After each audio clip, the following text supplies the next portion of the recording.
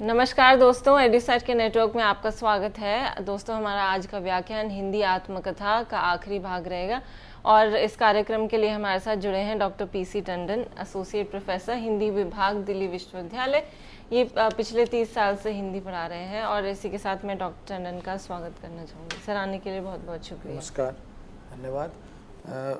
मित्रों, हिंदी की गद्य विधाओं पर यह जो श्रृंखला चल रही है, जिसमें हिंदी की मुख्य गद्य विधाओं पर हम चर्चा कर चुके हैं, जैसे उपन्यास, कहानी, नाटक, एकांकी, आलोचना, जीवनी।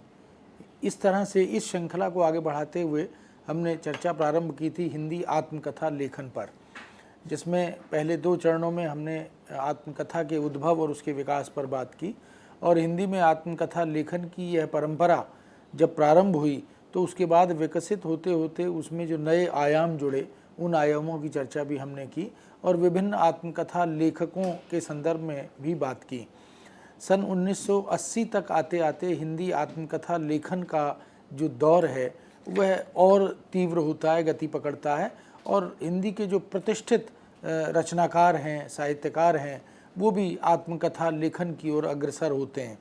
यह हम जानते हैं कि आत्मकथा ऐसे व्यक्ति या व्यक्तित्व के माध्यम से हमारे सामने आती है जिसका जीवन किसी प्रेरक जीवन के रूप में किस तमाम ऐसे मुद्दों को लेकर, ऐसे विषयों को लेकर, ऐसे संदर्भों को लेकर हमारे सामने आता है जिससे समाज के सामने हम कुछ रखना चाहते हैं, चाहे वो संघर्ष हो, चाहे वह उपलब्धियां हों, चाहे वह जीवन यात्रा की चुनौतियां हों। इन तमाम मुद्दों को लेकर आत्मकथाएं हमारे यहाँ लिखी जाती रहीं और आत्मकथा लेखन में हमारे यहाँ राजनेता भी, समाज सुधारक भी और स्वतंत्रता सेनानी भी और इसी तरह से समाज सेवी भी, भाषा सेवी या साहित्य सेवी भी इस क्षेत्र में अपना रचनात्मक अवदान करते रहे हैं। तो यह जो आत्मकथा लेखन का दौर है, यह एक तरह से जब हम अंतिम दौर की ओर, तीसरे चरण की ओर देखते हैं, यानी आज़ादी के पहले का आत्मकथा लेखन हमने देखा, आज़ादी के बाद का आत्मकथा लेखन हमने देखा और यह भी देखा कि कितने क्षेत्रों, अनुशासनों के विद्वानों ने, प्रेरक व्यक्तित्वों ने आत्मकथा के माध्यम से न केवल हिंदी को समृद्ध संपन्न किया, अपितु हिंदी के पाठकों को बहुत सारी नई नई जानकारियाँ भी उपलब्ध कराईं और यह भी बताया कि जीवन वस्तुतः सहज और सरल नहीं है, यह संघर्षों की यात्रा है और इससे प्राप्त होने वाली जो उपलब्धियां हैं वो किस तरह से आत्मतोष तक हमें ले जाती हैं। तो सन 1980 तक आते आते, हम जिसको 8वां दशक और 9वां दशक के रूप में देखते हैं, वहाँ तक आते आते हम देखते हैं कि हिंदी के बहुत सारे जो स्थापित रचनाकार हैं, जिन्होंने अन्य विधाओं में, कविता में भी और गद्य की विधाओं में भी अपना रचनात्मक सहयोग किया है, रचनात्मक भूमिका निभाई है, उनमें हम देखते हैं कि बहुत सारे साहित्यकारों ने आत्मकथाएं लिखी हैं और कुछ आत्मकथाएं तो बहुत लोकप्रिय हुईं, प्रतिष्ठित हुईं और चारों तरफ उनकी चर्चा भी हुई। ऐसे ही आत्मकथा लेखकों में यशपाल जैन का नाम हम एक बार पहले इसकी चर्चा कर चुके हैं। 1989 में तपती पगडंडियों पर पद यात्रा शीर्षक से उन्होंने अपनी आत्मकथा लिखी थी। कन्हैयालाल मिश्र प्रभाकर, जिन्होंने एक पत्रकार के रूप में, एक निबंधकार के रूप में बड़ी अच्छी अपनी भूमिका निभाई, 1988 में आत्म परिचय शीर्षक से उन्होंने आत्मकथा लिखी थी। फणीश्वरनाथ रेणु, जो कि बहुत प्रतिष्ठित आंचलिक रचनाकार, उपन्यासकार या कहानीकार माने जाते हैं, जिनकी रचनाओं पर हिंदी सिनेमा ने कई पिक्चरें भी बनाई हैं, कई सिनेमा तैयार किए हैं, ऐसे फणीश्वरनाथ रेणु, जिन्हें मैला आंचल के माध्यम से पूरी दुनिया जानती है, उन्होंने 1986 में टुकड़े टुकड़े दास्तान शीर्षक से एक आत्मकथा लिखी थी। अमृतलाल नागर, जिन्होंने बहुत महत्वपूर्ण सामाजिक सांस्कृतिक उपन्यास लिखे हैं, उन्होंने हिंदी के 2 बड़े रचनाकारों को केंद्र में रखकर भी उपन्यास लिखे हैं। तुलसी को केंद्र में रखकर मानस का हंस लिखा और सूरदास को केंद्र में रखकर खंजन नयन भी लिखा। इसी तरह गदर के फूल या बूंद और समुद्र जैसे बड़े चर्चित उपन्यास उन्होंने दिए हैं। तो ऐसे महत्वपूर्ण कहानीकार, कथाकार, रचनाकार अमृतलाल नागर ने सन 1988 में अर्धकथा शीर्षक से अपनी आत्मकथा हमें दी। डॉक्टर नगेंद्र ने 1991 में सहचर है समय शीर्षक से आत्मकथा का पहला चरण हमें दिया, जो बाद में अर्धकथा के रूप में भी अर्ध सत्य के रूप में भी हमारे सामने आया। रामदर्श मिश्र ने 1984 में जहाँ मैं खड़ा हूँ इस शीर्षक से 3 खंडों में अपनी आत्मकथा लिखी, और रामदर्श मिश्र की आत्मकथा बहुत चर्चित हुई क्योंकि उसमें ग्रामीण परिवेश और वहाँ की परिस्थितियाँ और बदलता हुआ समाज और बदलती हुई मानसिकता, इसका बड़ा सुंदर मनोवैज्ञानिक विश्लेषण किया गया है। कमलेश्वर जो दूरदर्शन से लंबे अरसे तक जुड़े रहे, अच्छे प्रतिष्ठित और स्थापित पत्रकार भी रहे, उन्होंने उनके संपादकत्व में एक आत्मकथा लेखन की दुनिया में एक नया और क्रांतिकारी कदम उठाया गया। 1980 में गर्दिश के दिन शीर्षक से उन्होंने भारतीय भाषाओं के 12 रचनाकारों को चुना और उनके आत्मकथ्य उनका संकलन किया, संपादन किया और प्रकाशित रूप में ये गर्दिश के दिन शीर्षक से यह आया। तो विभिन्न रचनाकारों के, अलग अलग भारतीय भाषाओं के रचनाकारों के आत्मकथात्मक जो अंश थे उनको संकलित करके इस रचना में प्रस्तुत किया। यह आत्मकथा लेखन की दुनिया में एक नया प्रयोग था। हिंदी आत्मकथा लेखन की इस दिशा में जो शुरुआत हुई, जो प्रारंभ हुआ, निश्चित रूप से उससे बहुत सारे रचनाकारों को, संपादकों को प्रेरणा मिली। 1984 में श्री विष्णुचंद शर्मा ने मुक्तिबोध की आत्मकथा लिखकर एक अन्य प्रकार का नया प्रयोग किया। आत्मकथा, जैसा कि हमने पहले कहा कि जो कथाकार है या जो रचनाकार है वह स्वयं अपने विषय में लिखता है तो वही प्रामाणिक मानी जाती है और वही वस्तुतः सैद्धांतिक दृष्टि से आत्मकथा कही जाती है।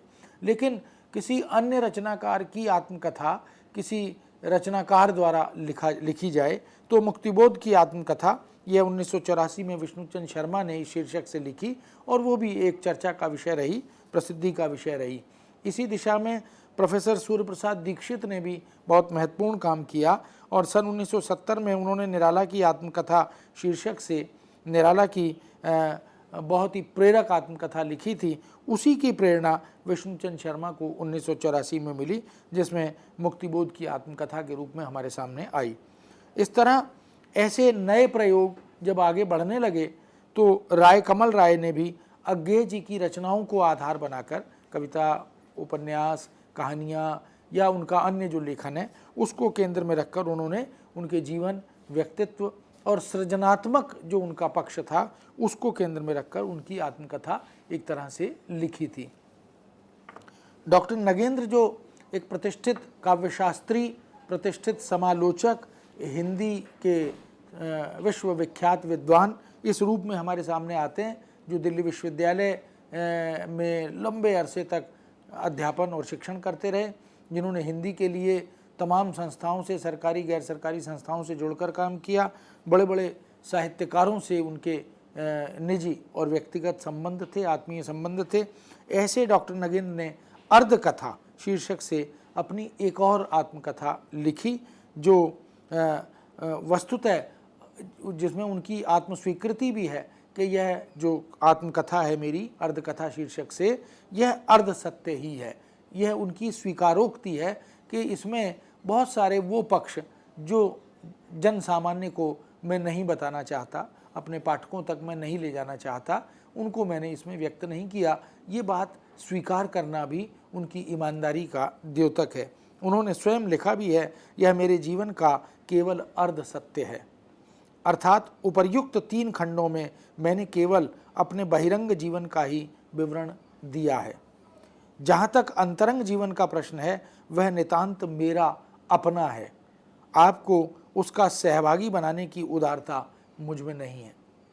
ये बात जिस ईमानदारी से डॉक्टर नगेंद्र ने स्वीकार की है वह वस्तुतः प्रशंसनीय है, क्योंकि बहुत सी आत्मकथाएं ऐसी भी देखने को मिलती हैं जो कही जाती हैं कि वो पूरी तरह से ईमानदारी से लिखी गई संपूर्ण आत्मकथाएं हैं, लेकिन उनमें वो बात उस तरह से होती नहीं है।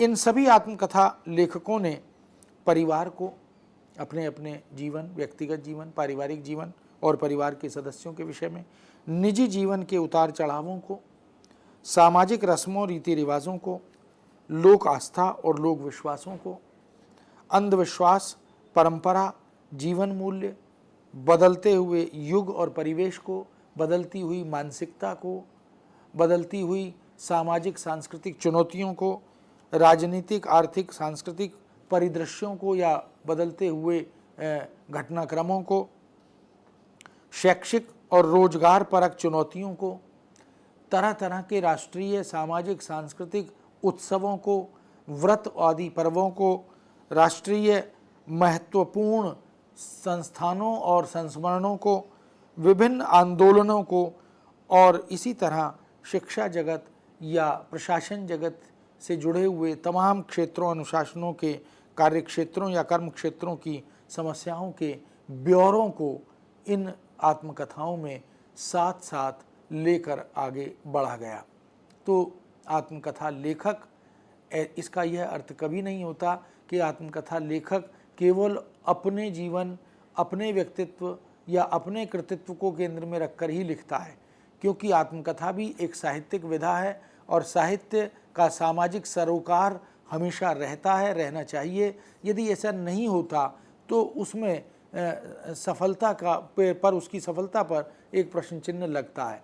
इसलिए ये वो सारे पक्ष हैं या ऐसे अन्य अनेक पक्ष भी हैं जो आत्मकथा में प्रकारांतर से गौण रूप से आत्मकथा लेखक के साथ चले आते हैं और उनके माध्यम से हम समाज और संस्कृति का बदलते हुए मूल्यों का, परंपराओं और आधुनिकताओं का अध्ययन भी गहन दृष्टि से कर पाते हैं। इनमें कई संस्मरण अनायास प्रविष्ट हो जाते हैं। आत्मकथा जो है वह नितांत एक स्वतंत्र विधा है, लेकिन हिंदी में संस्मरण भी एक विधा है, हिंदी में रेखाचित्र भी एक विधा है जिस पर आगे हम चर्चा करेंगे। लेकिन कहीं ना कहीं जिसको हम कहते हैं ओवरलैपिंग होती है, एक विधा के बिंदु, उसकी विशेषताएं दूसरी किसी विधा में अनायास समाहित हो जाती हैं, शामिल हो जाती हैं, ऐसा स्वाभाविक है। और ऐसे संस्मरणों से जो उल्लेखनीय हों, जो स्मरणीय हों, उनसे आत्मकथा को और अधिक रोचक बनाया जाता है और अधिक पठनीय बनाया जाता है। तो ऐसा भी काम इन आत्मकथा लेखकों ने किया है। कहीं रेखा चित्रात्मक शैली भी इन आत्मकथाओं में आ गई है। शब्दों के माध्यम से जो चित्र बनाता है रेखा चित्रकार या संस्मरणकार, वह एक तरह से इस तरह से उकेरता है कि मुखारबिंद का, शरीर का, हाव भावों का, आंगिक चेष्टाओं का जो पूरा एक बिंब है वो साकार हो उठता है। तो शब्द जो हैं वो रेखा चित्र के रूप में, एक फोटोग्राफी के रूप में, एक चित्रकला के रूप में उभर कर हमारे सामने आते हैं। तो उसका उपयोग भी आत्मकथा लेखकों ने यथासंभव अपेक्षा अनुसार किया है। कहीं शब्द बोल उठे हैं और कहीं बिंब विधान साकार हो उठा है। कहीं डायरी के पृष्ठ आत्मकथा में शामिल हो गए हैं और कहीं पत्रों की, जो जीवन में पत्र आदि का विनिमय हुआ है, आदान प्रदान हुआ है, लिखे गए हैं या प्राप्त हुए हैं, उन पत्रों की स्मृतियाँ, उन पत्रों के कथ्य आदि से आत्मकथा को बल मिला है, उसे प्रामाणिकता भी मिली है, उसे एक दस्तावेजी रूप भी मिला है। कुल मिलाकर ये आत्मकथाएं रचना धर्मिता का एक उत्कृष्ट उदाहरण बनकर आती हैं। इनमें आत्मकथा लेखन की अनेक शैलियों का समावेश है, नए नए प्रयोग देखने को मिलते हैं, भाषा के अनेक तेवर, अनेक रूप, सरलता, सहजता, संप्रेषणीयता आदि के जो गुण हैं भाषा के, उनका भी रचनात्मक उपयोग इसमें मिलता है। इन सब से वह बोधगम्य हो पाए, उनको पाठक आत्मसात कर पाया है, यह बड़ी उपलब्धि है। सादृश्य विधान का, प्रामाणिकता और तथ्यात्मकता का जैसा विलक्षण और प्रसंगानुकूल प्रयोग उपयोग इन आत्मकथा लेखकों ने किया है, वह सराहनीय है। इससे यह लगता है कि यहाँ तक आते आते यह विधा, यह जो गद्य साहित्य की एक महत्वपूर्ण विधा है, यह प्रौढ़ विधा के रूप में हमारे सामने आती है। यही वह समय है जब हिंदी में महिला आत्मकथा लेखिकाओं ने भी प्रवेश किया और बहुत सारी महिला लेखिकाएं, चाहे वो कवित्री रही हों, चाहे वो गद्यकार रही हों, उपन्यास, कहानी, नाटक आदि लिखने वाली रही हों, उन्होंने भी अपनी आत्मकथाएं लिखकर हिंदी जगत को या पाठक जगत को अभिभूत किया है। ये अलग बात है कि सबकी आत्मकथा कि जब हम समीक्षा करते हैं तो उसमें अलग अलग पक्ष हैं, अलग अलग विवेचनात्मक बिंदु हैं जिन पर हम चर्चा कर सकते हैं। सहमति असहमति हो सकती है, यह एक अलग बात है। लेकिन महिला लेखिकाओं ने आत्मकथाएं लिखी तो इससे यह तो ज्ञात होता है कि कुछ उनकी आत्मकथा में ऐसा अवश्य था, अवश्य है, जो पठनीय है या जिसे वो बताना चाहती हैं, चाहे वो घर और समाज के संदर्भ में हो, दाम्पत्य जीवन के संबंध में हो, सामाजिक स्थितियों और शोषण आदि के संबंध में हो, या जीवन में आने वाले जो अलग अलग चरित्र हैं उनके विषय में हो, परिवार और बच्चों के विषय में हो, साहित्यिक उपलब्धियों के विषय में हो, जो जिनके साथ जीवन जिया है, जिन साहित्यकारों के साथ लंबी साहित्यिक यात्रा की है, उनके साथ जो संस्मरण और अनुभव हैं उनको इसमें शामिल किया हो। और सबसे बड़ी बात है कि गति और प्रगति, इसका पूरा ब्यौरा उसमें शामिल किया गया हो। तो ऐसी आत्मकथाएं हमारे सामने आती हैं। कुछ पूंजीपति परिवारों से जुड़ी हुई महिला लेखिकाओं की भी आती हैं, कुछ विशुद्ध साहित्यिक स्तर पर जीवन जीने वाली महिला लेखिकाओं की भी आती हैं, और कुछ जो शिक्षा जगत से जुड़ी हुई महिला लेखिकाएं हैं उन्होंने भी अपनी आत्मकथाएं निश्चित रूप से लिखी हैं। 1980 से 85 तक का जो दौर है उसमें हम देखें कि बहुत सारी आत्मकथाएं जो बहुआयामी स्वरूप को लेकर साहित्य के, बहुआयामी पक्षों को लेकर साहित्य के हमारे सामने आती हैं, तो उन पर भी हम थोड़ी चर्चा आगे चलकर करते हैं। और हम ये देख लें कि जो साहित्य के बहुत सारे विमर्श इधर 80 और उसके बाद 85 या उसके बाद प्रारंभ हुए, जिनमें स्त्री विमर्श है, दलित विमर्श है, आदिवासी साहित्य विमर्श है, या इसी प्रकार पर्यावरण विमर्श है, बहुत सारे विमर्श नए नए प्रारंभ होते गए। चाहे उस पर हम किसी भी प्रभाव की चर्चा या बात करें वह एक अलग मुद्दा होगा, लेकिन उन विमर्शों का आत्मकथा लेखन में भी समावेश होता रहा। जो लोग इन विमर्शों से जुड़कर लेखन कर रहे थे उन्होंने अपनी आत्मकथाओं में निश्चित रूप से इनको भी शामिल किया। तो एक आत्मकथा लेखन की जो श्रृंखला बनती चली गई, जिसका लगभग 50, 60, 70 साल पुराना जो इतिहास था या जो परंपरा थी, वह क्रमशः संपन्न और समृद्ध होती चली गई। और यहाँ 90 दशक तक आते आते हमने देखा कि महिलाओं ने भी, महिला लेखिकाओं ने भी आत्मकथाएं लिखीं, और उन आत्मकथाओं ने अपनी अपनी एक जगह बनाई, अपना एक हस्ताक्षर हिंदी साहित्य के पृष्ठ पर किया, और उनकी चर्चा परिचर्चा भी समय समय पर होती रही, समीक्षा भी हुई, उन पर विमर्श भी हुआ, उनके जो पक्ष विपक्ष आदि हैं उन पर बाकायदा विवेचनात्मक अध्ययन भी हुआ, शोधात्मक अध्ययन भी हुआ।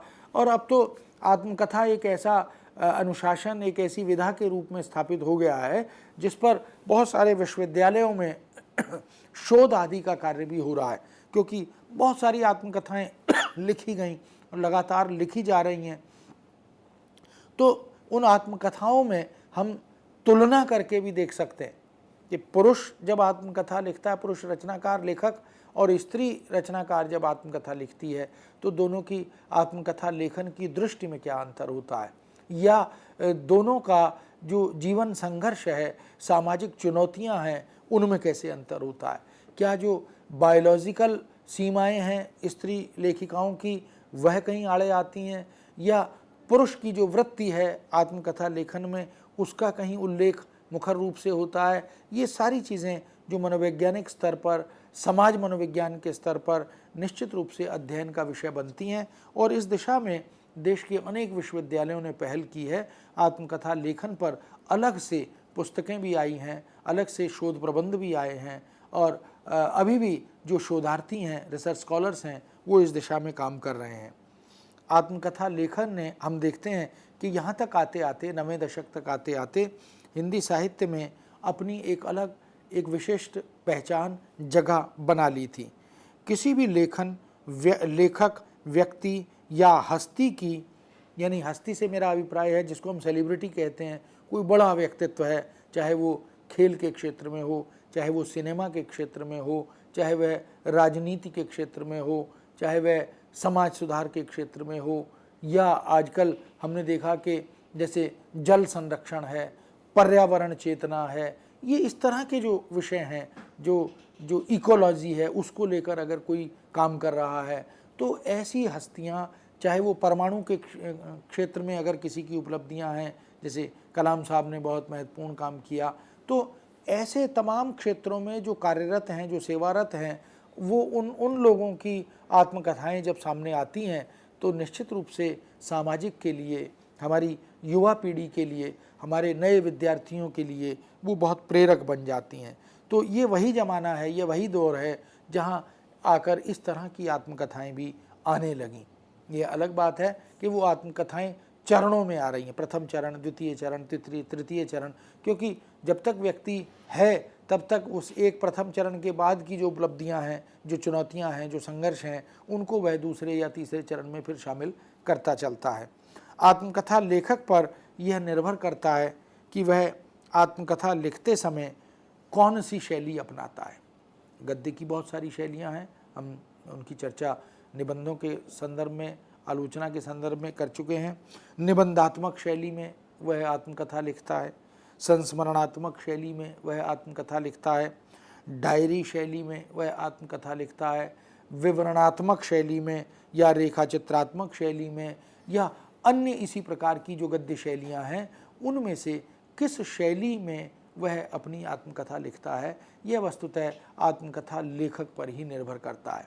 क्योंकि भाषा का चयन, शब्दों का चयन और फिर संरचना की बुनावट, उसकी अभिव्यक्ति की जो संरचना है, उसकी बुनावट की जो स्वातंत्र है, वह रचनाकार का होता है। इसलिए वह कैसी शैली चुनता है, किस शैली से वो अभिभूत है, किस शैली में वो ज़्यादा सहज अनुभूत करता है और अपने पाठकों तक वो अपनी बात को गंभीरता लेकिन सहजता के साथ संप्रेषित कर सकता है। तो इसके चयन का अधिकार उसके पास रहता है। और यहाँ तक आते हुए हमें हिंदी आत्मकथा में अलग अलग गद्य शैलियों का समावेश दिखाई देने लगा। हम जानते हैं कि भारतेंदु हरिश्चंद्र ने अपनी आत्मकथा निबंधात्मक शैली में लिखी थी। महावीर प्रसाद द्विवेदी युग में और उसके बाद तक आते आते, जिसमें अगर कुछ प्रमुख नाम लूँ, वियोगी हरि हैं, मैथिली शरण गुप्त हैं, सुमित्रानंदन पंत हैं, महादेवी वर्मा हैं, उदय शंकर भट्ट हैं, सूर्यकांत त्रिपाठी निराला हैं, सिया राम शरण गुप्त हैं, हरिवंश राय बच्चन हैं या हरिकृष्ण प्रेमी आदि हैं। इन सब ने जब अपनी अपनी आत्मकथाएं लिखीं तो जिस शैली में स्वयं को सहज अनुभूत किया या जिस शैली को अपनी आत्मकथा के अधिक अनुकूल पाया, उस शैली में आत्मकथा लिखी। तो आत्मकथाओं में शैलीगत वैविध्य जो है वह भी अध्ययन का, शोध का एक विषय बना, क्योंकि हम जानते हैं कि भाषा का संबंध और शैली का संबंध वस्तुतः लेखक या रचनाकार के शील से या स्वभाव से होता है। वह कैसे शब्दों का चयन करता है, वह कैसे वाक्य बनाता है, वह किस तरह के बिंब और प्रतीक चुनता है, किस तरह की मिथकीय चेतना उसे प्रभावित करती है, इन तमाम बिंदुओं से उसकी शैली का निर्माण होता चलता है। वह आत्मकथा लिखते हुए संस्मरणों पर बल देता है या अतीत की घटनाओं पर बल देता है या सांस्कृतिक धरोहर को कहीं साथ में लेकर चलना चाहता है। वह कहीं मान लीजिए कि रेखाचित्र बनाते हुए, बिंबात्मक बनाते हुए उसे स्पष्ट करना चाहता है। तो यह उसके स्वातंत्र का क्षेत्र है। छायावादी कवियों की आत्मकथा में छायावादी काव्य मर्म और छायावादी जो काव्य भाषा है, वह उसका लालित्य, उसकी शैली, उसका रचनात्मक प्रयोग देख सकते हैं। चाहे वो बात महादेवी वर्मा की हो या निराला आदि छायावादी रचनाकारों की हो। महादेवी वर्मा ने तो आत्मकथा लिखते हुए आत्मकथा के विषय में भी यह बात बड़े सुंदर ढंग से लिखी है। वह लिखती हैं, अपने संबंध में क्या कहूँ, एक व्यापक विकृति के समय निर्जीव संस्कारों के बोझ से जड़ीभूत वर्ग में मुझे जन्म मिला है। भाषा का स्वरूप देख सकते हैं, शब्दों का चयन देख सकते हैं, वाक्य का विन्यास देख सकते हैं। ये छायावादी कवि की जो शैली है, छायावादी कवि का जो भाषिक रूप है, वो बिल्कुल अलग है। उसमें कविता गद्य में भी बोलती है, इसलिए कहीं कहीं उसे गीति गद्य भी कहा जाता है। तो वो लिखती हैं, अपने संबंध में क्या कहूँ, एक व्यापक विकृति के समय निर्जीव संस्कारों के बोझ से जड़ीभूत वर्ग में मुझे जन्म मिला है, परंतु एक ओर साधनापूत, आस्तिक और भावुक माता तथा दूसरी ओर सब प्रकार की सांप्रदायिकता से दूर कर्मनिष्ठ और दार्शनिक पिता ने अपने अपने संस्कार देकर मेरे जीवन को जैसा विकास दिया, उसमें भावुकता बुद्धि के कठोर धरातल पर, साधना एक व्यापक दार्शनिकता पर और आंतरिकता एक सक्रिय किंतु किसी वर्ग या संप्रदाय से ना बांधने वाली चेतना पर ही स्थित हो सकती थी। ये महादेवी ने अपने विषय में एक मूल्यांकन किया, अपने व्यक्तित्व का, अपनी दृष्टि का, अपनी जीवन शैली का, कि माँ की जो वृत्ति थी या माँ का जो स्वभाव था, पिता का जो स्वभाव था, उनमें से क्या चुना, क्यों चुना, उसके मूल कारण क्या हैं, इनको किस महत्वपूर्ण और साहित्यिक गरिमा से युक्त भाषा में, संस्कृतनिष्ठ भाषा में महादेवी कितनी सहजता से कह देती हैं। यह एक बड़े रचनाकार, एक बड़े साहित्यकार, एक प्रतिष्ठित गद्यकार का ही लक्षण है। महादेवी का जो गद्य है, चाहे वो स्मृति की रेखाएं हों या अन्य उनकी गद्यात्मक रचनाएं हों, एक से एक सुंदर पथ के साथी हों, या इन सब में हम देख सकते हैं कि गद्य को जो एक नए आयाम, एक नई दिशा, एक नई पहचान महादेवी ने दी, वह दुर्लभ है, वह विलक्षण है। और हिंदी साहित्य के लिए, हिंदी गद्य भाषा के लिए उनका यह अवदान अतुलनीय है, अविस्मरणीय है। महादेवी वर्मा कवित्री हों या गद्यकार हों, जो कुछ भी उन्होंने दिया है वह वास्तव में स्तुत्य है। तो इस दृष्टि से आत्मकथा के संदर्भ में उनका यह कथन बहुत महत्वपूर्ण है। हिंदी जगत में बच्चन जी, हरिवंश राय बच्चन की आत्मकथा ने जो मानक स्थापित किए, वो हिंदी आत्मकथा लेखन के लिए वरदान सिद्ध हुए। स्पष्टवादिता, तथ्यात्मकता, संक्षिप्तता, रोचकता, प्रामाणिकता, ऐसे न जाने कितने वैशिष्ट्य के साथ हिंदी आत्मकथा को उन्होंने एक प्रतिष्ठित मुकाम तक पहुंचाया। बच्चन एक बहुत बड़े कवि भी हैं, बहुत अच्छे प्रतिष्ठित अनुवादक भी हैं और बहुत ही स्थापित गद्यकार। उनकी आत्मकथा जो कई खंडों में हमारे सामने आई, जिनकी चर्चा पहले हमने की है, लेकिन इसमें कोई संशय नहीं कि हरिवंश राय बच्चन का भाषा पर जो अधिकार है वह वास्तव में स्तुत्य है, प्रशंसनीय है। आचार्य चतुर्सेन शास्त्री की आत्मकथा मेरी आत्म कहानी शीर्षक से हमारे समक्ष आई थी, जिसकी चर्चा हमने पहले की भी थी। इस दृष्टि से यह आत्मकथा यानी मेरी आत्म कहानी, यह भी बहुत उल्लेखनीय है। भाव, भाषा और अभिव्यक्ति कौशल, ये तीनों की जो त्रिवेणी है वह मेरी आत्म कहानी में अद्भुत रूप से दिखाई देती है। चतुर्सेन शास्त्री की आत्मकथा का इन्हीं विशिष्ट कारणों से हिंदी जगत में या आत्मकथा जगत में बहुत अभिनंदन हुआ, बहुत ही सुपठ्य हुई वह आत्मकथा, बहुत लोगों ने उसे पढ़ा और उस पर चर्चा परिचर्चा भी की। समालोचक डॉक्टर शांति खन्ना ने शास्त्री जी की आत्मकथा के संदर्भ में लिखा है। आचार्य चतुर्सेन शास्त्री ने जो आत्मकथा लिखी, जिसकी चर्चा भी हमने की मेरी आत्मकहानी शीर्षक से, उसके विषय में एक समालोचक जो आत्मकथा की आलोचना करता है, उसने लिखा है, हिंदी साहित्य में विस्तृत एवं पूर्ण आत्मकथा केवल आचार्य चतुर्सेन की ही प्राप्त होती है, और जितनी भी आत्मकथाएं स्फुट एवं निबंध रूप में प्राप्त होती हैं, उसमें लेखकों के एक ही पहलू व पक्ष का ज्ञान हो पाता है। साहित्यिक जीवन के अतिरिक्त लेखक का व्यक्तिगत जीवन भी होता है, उसका बहुत कम उल्लेख सामान्यतः मिलता है। वही आत्मकथा सफल कही जा सकती है जिसमें जीवन के सभी पक्षों का उल्लेख हो, जीवन के सभी पक्षों का, चाहे वो व्यक्तिगत हो, चाहे वो दाम्पत्य जीवन का हो, पारिवारिक हो, सामाजिक हो और साहित्यिक आदि अन्य क्षेत्रों का भी हो। इस दृष्टिकोण से आचार्य चतुर्सेन की मेरी आत्मकहानी ही उत्कृष्ट रचना प्रतीत होती है। प्रकाशित आत्मकथाओं में यही सर्वश्रेष्ठ आत्मकथा लगती है। इसका मतलब है कि चतुर्सेन शास्त्री की आत्मकथा निश्चित रूप से अपने आप में एक मानक के रूप में हमारे सामने आती है। अभी हमने बच्चन जी की आत्मकथा के विषय में चर्चा की थी और दूसरी एक महत्वपूर्ण आत्मकथा आचार्य चतुर्सेन शास्त्री की। बाबू श्याम सुंदर दास, आचार्य महावीर प्रसाद द्विवेदी, बाबू गुलाब राय, मुंशी प्रेमचंद आदि विख्यात साहित्यकार, हिंदी के जिनको हम संस्थापक लेखक कहते हैं, हिंदी को वस्तुतः इस मुकाम तक पहुंचाने वाले, एक दिशा और उसे एक रास्ता दिखाने वाले, मार्ग प्रशस्त करने वाले ऐसे रचनाकारों ने जो अपनी आत्मकथाएं लिखी हैं, उनमें बहुत सारी शैलियों का रचनात्मक प्रयोग भी किया है। इसीलिए इन सब की आत्मकथाएं लोकप्रिय हुई हैं, प्रेरक हो गई हैं। शांतिप्रिय द्विवेदी, महादेवी वर्मा, सुमित्रानंदन पंत, बच्चन, उपेंद्रनाथन अश्क, ऐसे न जाने कितने रचनाकार हैं जिनकी आत्मकथाएं संस्मरणात्मक शैली में लिखी गईं। बहुत से हिंदी के प्रतिष्ठित रचनाकार हैं जिनकी आत्मकथाएं निबंधात्मक शैली में लिखी गईं। कुछ रचनाकारों ने डायरी शैली का भी रचनात्मक उपयोग किया है। कन्हैया लाल, माणिक लाल मुंशी आदि ने अपनी आत्मकथा डायरी शैली में ही लिखी है।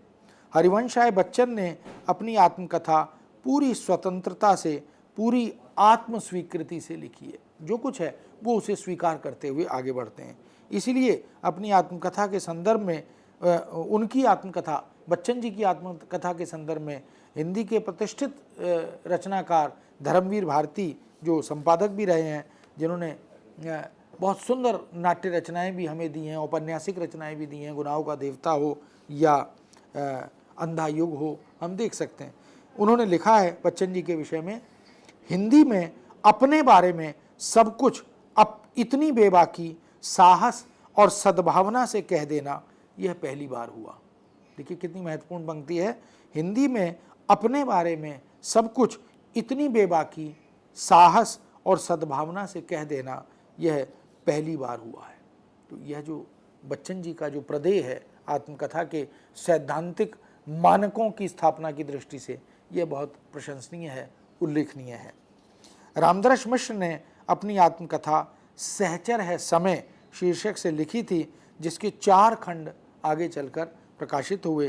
पहला जहाँ मैं खड़ा हूँ, दूसरा रोशनी की पगडंडियाँ, तीसरा टूटते बनते दिन और चौथा उत्तर पथ। रामदर्श मिश्र हिंदी के आंचलिक और ग्रामीण उपन्यासों के सृजन में, कहानियों के सृजन में बहुत ही अद्भुत योगदान उनका है। दिल्ली विश्वविद्यालय में वो शिक्षक के रूप में लंबे अरसे तक कार्यरत रहे और बहुत सारी रचनाएं उन्होंने, कविताएं भी बहुत अद्भुत लिखी हैं। इस आत्मकथा में आज़ादी के बाद का भारतीय गांव, ये जो आत्मकथा के 4 खंड हैं मिश्र जी के, ये केवल उनकी आत्मकथा निजी, व्यक्तिगत या पारिवारिक या अपने घटनाक्रमों का ब्यौरा मात्र नहीं है। उसमें आज़ादी के बाद का भारतीय गांव, बदलता गांव, गांव की चुनौतियाँ, ग्रामीण जीवन और परिवेश के बदलते अनुभव, संसार की साकार हो उठी अनुभूतियाँ, इन सब का बहुत ही सहज रूप में आत्मकथात्मक शैली में चित्रण किया गया है। रामचंद्र तिवारी, जिन्होंने हिंदी गद्य साहित्य पर बहुत महत्वपूर्ण काम किया, डॉक्टर रामचंद्र तिवारी, उन्होंने रामदर्श मिश्र के इस आत्मकथा लेखन के संदर्भ में एक महत्वपूर्ण उक्ति कही है। वो लिखते हैं, इसमें रामदर्श मिश्र ही नहीं, आज की पूरी साहित्यिक पीढ़ी है। ये जो उनकी आत्मकथा के 4 खंड हैं, उस पर टिप्पणी करते हुए रामचंद्र तिवारी लिखते हैं, इसमें रामदर्श मिश्र ही नहीं, आज की पूरी साहित्यिक पीढ़ी है। बनते बिगड़ते गांव हैं जिनका जीवन रस सूख रहा है, जिनका जीवन रस सूख रहा है। उभरते हुए नगर हैं जिनमें मनुष्यता मर रही है, और सैकड़ों सामान्य लोग हैं जिनके रोजी रोटी के लिए किए जाने वाले ऊपरी खुरदरे संघर्ष के भीतर संवेदना और सहानुभूति की तरल धारा आज भी प्रवाहित हो रही है।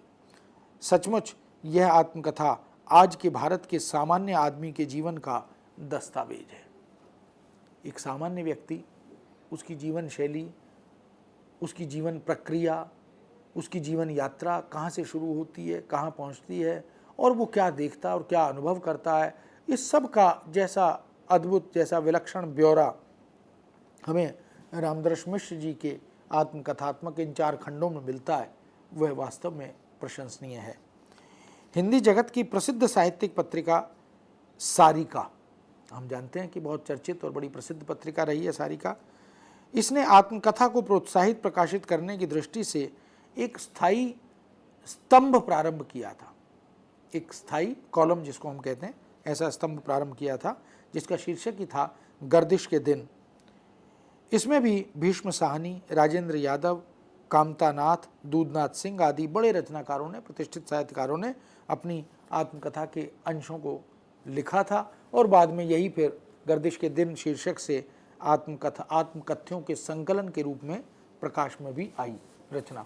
और इस रचना ने, मैंने जैसा पहले भी कहा, हिंदी आत्मकथा लेखन में अंशों का संपादन प्रकाशन करके एक नया मार्ग भी प्रशस्त किया। सन 1988 में प्रसिद्ध राजनेता श्री कमलापति त्रिपाठी ने अपनी आत्मकथा स्वतंत्रता आंदोलन और उसके बाद इस शीर्षक से लिखी और वह प्रकाशित हुई, बहुत चर्चित हुई। यह आत्मकथा तो है ही, भारतीय स्वाधीनता संग्राम का प्रामाणिक इतिहास भी है। यह संस्मरणात्मक आत्मकथा रोचक है, प्रेरक है और सूचनात्मक भी है। तो हमारे राजनेताओं ने, जिन्होंने देश की राजनीति को नेतृत्व दिया, ऐसे राजनेताओं ने भी अपनी आत्मकथाएं लिखी और उन आत्मकथाओं से हमें बहुत प्रेरणा भी मिली। सन 1986 में एक अन्य बड़े राजनेता बलराज मधोग भी जिंदगी का सफ़र शीर्षक से अपनी आत्मकथा प्रकाशित करवा चुके थे। रचनाकार के निजी जीवन के प्रारंभिक 30 वर्षों का दस्तावेजी ब्यौरा इस आत्मकथा में हमें मिलता है। उनके समय का दस्तावेजी इतिहास भी इसमें समाहित है। सन 1984 में एक पुलिस अधिकारी श्री विश्वनाथ लाहिड़ी ने अपनी आत्मकथा एक पुलिस अधिकारी की आत्मकथा शीर्षक से लिखी। एक पुलिस अधिकारी के जीवन में क्या क्या उतार चढ़ाव आते हैं, कैसे कैसे संघर्ष और चुनौतियां आती हैं, कैसे कैसे कार्य और क्रियाकलाप करने पड़ते हैं, उन सब का बहुत ही अंतरंग और विश्वसनीय चित्रण हमें इस आत्मकथा में मिलता है, जो प्रशंसनीय है। रचना रोचक, सुपठ्य, प्रेरक और मनोरंजक बन गई है। प्रशासन के अन्य अधिकारियों में बहुत सारे लोगों ने अपनी आत्मकथाएं लिखी। श्री ब्रजमोहन व्यास ने सन 1995 में अपनी आत्मकथा मेरा कच्चा चिट्ठा शीर्षक से लिखी थी। यह आत्मकथा मात्र नहीं थी, इलाहाबाद के प्रसिद्ध संग्रहालय का ऐतिहासिक ब्यौरा भी थी, दस्तावेज भी थी। यहाँ एक अन्य रचना का उल्लेख भी आवश्यक है। ईस्ट इंडिया कंपनी के युग में सिपाही सीताराम ने कंपनी के सिपाहियों को भाषा सिखाने के लिए अवधी भाषा में अपनी आत्मकथा सूबेदार सीताराम की आत्मकथा शीर्षक से लिखी थी। सूबेदार सीताराम की आत्मकथा जो कि अवधी भाषा में लिखी गई थी उस ज़माने में, ईस्ट इंडिया कंपनी के ज़माने में, और इस रचना का अंग्रेज़ी में अनुवाद कराया गया था उस युग में। श्री मधुकर उपाध्याय ने इस अंग्रेज़ी अनुवाद का फिर हिंदी में अनुवाद किया और लंदन के इंडिया हाउस में यह अंग्रेज़ी संस्करण उन्हें प्राप्त हुआ और अवधि में फिर से इसका रूपांतरण यानी अनुवाद से अनुवाद एक बार फिर से इसका हुआ और ऐतिहासिक दृष्टि से यह आत्मकथा बहुत उल्लेखनीय बन गई। हिंदी की अनेक आत्मकथाएं ऐसी भी मिलती हैं जो कवि हृदय से लिखी गई हैं, यानी कवि मन से लिखी गई हैं। गद्य शैली को रचनाकारों ने सूक्तियों से, लोकोक्तियों से, मुहावरों से और इसी तरह अनेक महत्वपूर्ण सादृश्यों, उद्धरणों, घटनाक्रमों या प्रेरक प्रसंगों आदि से उसे सजाया है, उसे सुसज्जित किया है। ऐसी परिपूर्ण आत्मकथाएं निश्चित रूप से हिंदी गद्य साहित्य के लिए उपलब्धि बन गई। 1988 में उपेंद्रनाथ अश्क की आत्मकथा का 5वां खंड चेहरे अनेक शीर्षक से प्रकाश में आया। 1989 या 90 में राकेश गुप्त की आत्मकथा देखे 70 शरद बसंत शीर्षक से प्रकाश में आई। 1995 में प्रसिद्ध कवि श्री गोपाल प्रसाद व्यास की आत्मकथा कहो व्यास कैसी रही सन 1996 में रामविलास शर्मा की आत्मकथा अपनी धरती अपने लोग, सन 2004 में भगवती चरण वर्मा की आत्मकथा कही न जाए का कहिए, स्मृति शेष देवेश का दस्तावेज आदि आत्मकथाएं भी हमारे सामने आईं।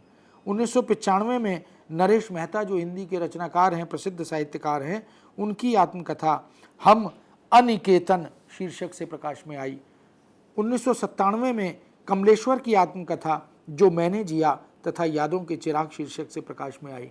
2001 में राजेंद्र यादव की आत्मकथा मुड़ मुड़ के देखता हूँ। सन 2001 में ही अखिलेश की आत्मकथा और वह जो यथार्थ था। 2003 में भीष्म साहनी की आत्मकथा आज के अतीत। 2003 में ही स्वदेश दीपक की आत्मकथा मैंने माड़ू नहीं देखा। 2004 में विष्णु प्रभाकर की आत्मकथा 3 खंडों में आई, पंखहीन, मुक्त गगन में तथा पंछी उड़ गया। 1995 के बाद बहुत सारे दलित लेखकों ने अपनी आत्मकथाएं लिखी, जिसमें मोहनदास नैमिषारण्य लिखित अपने अपने पिंजरे, ओम प्रकाश वाल्मीकि की जूठन, सूरजपाल चौहान की तिरस्कृत और ऐसी और बहुत सारी आत्मकथाएं प्रकाश में आती रहीं। शिवराज सिंह बेचैन की आत्मकथा का एक हिस्सा भी हमारे सामने आया है। अधिकांश आत्मकथाओं में रचनाकारों का जीवन वृत्त तटस्थ और तथ्यात्मक रूप में अभिव्यक्त है। कुछ निजी और पारिवारिक जीवन की कथाएं, संघर्ष, यात्राएं, संस्मरण ये भी इसमें आ गई हैं। सामाजिक सांस्कृतिक अनुभूतियां भी आ गई हैं। दलित आत्मकथाओं में तो पीड़ा के स्वर, उपेक्षा की भावनाएं, अवमानना और यातना की अनुभूतियां ये भरी पड़ी हैं। समाज और व्यवस्था द्वारा किए गए या हो गए अन्यायों का ब्यौरा विस्तार से इन आत्मकथाओं में मिलता है। कहीं कहीं ये आत्मकथाएं नितांत स्वकेंद्रित और प्रतिक्रियावादी भी हो गई हैं। कुछ आत्मकथा लेखकों ने अपनी आत्मकथात्मक रचनाओं में आत्मलिप्तता और आत्ममोहग्रस्तता, आत्ममोह से ग्रस्त हो गए हैं, उसी पर केंद्रित होकर लिखा है। ऐसे पूर्वाग्रह ग्रस्त रचनाकारों ने भी कुछ आत्मकथाएं लिखी हैं। कमलेश्वर, राजेंद्र यादव, स्वदेश दीपक आदि की आत्मकथाएं इन्हीं कुछ कारणों से विवादास्पद भी रहीं, चर्चा और विमर्श का विषय भी रहीं। ये आत्मकथाएं अब मानव जीवन की दुर्बलताओं को भी बेबाकी से उकेरने लगीं। साहित्यिक आचार संहिता की चार दीवारी लांघती हुई भी दिखाई देने लगीं।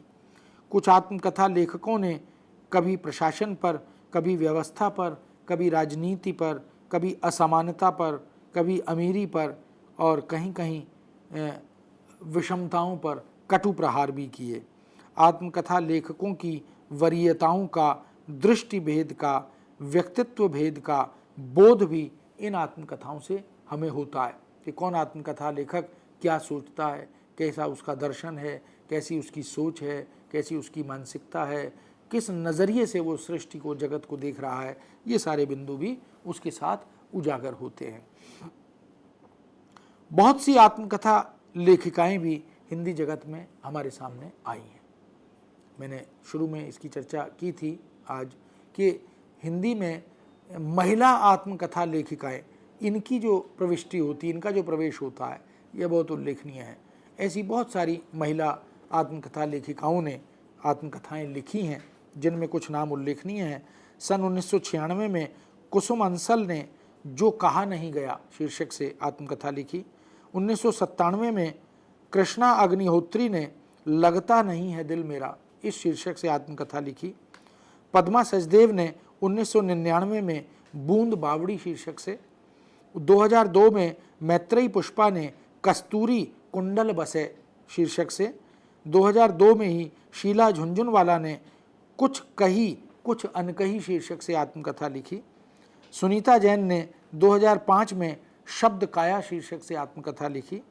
2005 में रमणिका गुप्ता ने हादसे शीर्षक से आत्मकथा लिखी और 2007 में मनु भंडारी ने अन्या से अनन्या तक यह आत्मकथा इस शीर्षक से लिखी और 2008 में प्रभा खेतान ने मुड़िया भीतर गुड़िया शीर्षक से।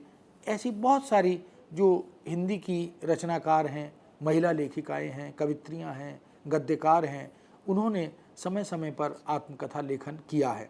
इस तरह मित्रों 2005 तक आते आते हमने देखा कि आत्मकथा लेखन अपनी पूर्ण प्रौढ़ता पर आ गया। राजेंद्र यादव ने देहरी भई विदेश शीर्षक से आत्मकथाओं में लिखे गए कुछ अंशों का चयन किया और उनका संकलन तैयार कर दिया। इस तरह आत्मकथा लेखिकाओं की आत्मसजगता, उनकी असाधारण जीवन शैली या उनका असाधारण प्रदेय और उनके जीवन की असामान्यताएं, इन सब का ब्यौरा हमें इन आत्मकथाओं में मिलता है। जीवन के सुख दुख, उल्लास अवसाद, राग विराग, शोषण पोषण, संघर्ष चुनौतियाँ, हानि लाभ, उपलब्धियाँ और असंतोष, ये तमाम वो जीवनानुभूतियाँ हैं जो इन आत्मकथाओं में संजोई गई हैं और बहुत ही खूबी के साथ उनका चित्रण किया गया है। कुल मिलाकर आत्मकेंद्रित आत्मकथाएं ज़्यादा सामने आने लगी हैं। आत्मकेंद्रित आत्मकथाएं जिसमें स्वयं को केंद्र में रखकर ही अब आत्मकथा लेखक आत्मकथा लिख रहे हैं। संभवतः इसके लिए एक बार पुनर्विचार हमें करना होगा कि क्या स्वकेंद्रित नितांत आत्मकेंद्रित आत्मकथाएं लिखने से हिंदी साहित्य का, साहित्य जगत का उपकार हो पाएगा या नहीं हो पाएगा। ऐसे बहुत सारे प्रश्न इन आत्मकथाओं के माध्यम से हमारे सामने आज खड़े हैं और समालोचकों को, चिंतकों को, आत्मकथा लेखकों को इस पर एक बार नए सिरे से विचार करना होगा कि किस तरह की आत्मकथाओं के लेखन को प्रोत्साहित किया जाए, जिससे सामाजिक रहस्यों को उद्घाटित किया जाए, जिससे चुनौतियों को उद्घाटित किया जाए और वो आत्मकथाएं हमारे हिंदी जगत के पाठकों के लिए, शोधार्थियों के लिए प्रेरक बने, मार्गदर्शक बने। ये पूरी यात्रा आत्मकथा लेखन की है और इधर भी आत्मकथा लेखन अभी चल रहा है। बहुत बहुत धन्यवाद सर। तो दोस्तों आज का कार्यक्रम जैसे कि सर ने आपको बताया ये हमारे हिंदी आत्मकथा का आखिरी भाग था। इसके आगे हम लोग बात करेंगे हिंदी संस्मरण और रेखा चित्र पर, जो कि हमारा कल का व्याख्यान रहेगा। तो दोस्तों इसी के साथ हम आपसे इजाज़त लेंगे। नमस्कार सर, धन्यवाद। नमस्कार। नमस्कार दोस्तों।